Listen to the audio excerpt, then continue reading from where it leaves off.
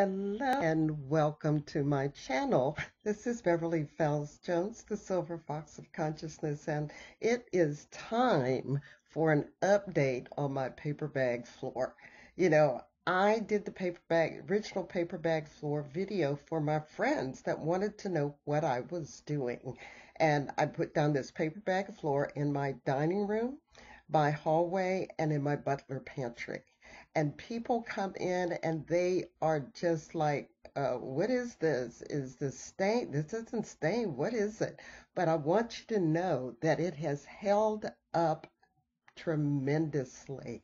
I have just damp mopped and I put some floor wax, like you put on a hardwood floor, and just keep it dusted, you know, sweep it up, damp mop, and everything is good. However, there are a couple of places that some problems happen.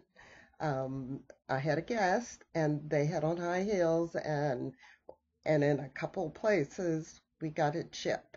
Or someone dropped something, got it chipped. I moved some furniture, I got a scratch. So I'm going to show you in this video exactly how I repaired those couple of spots, and they are barely visible now.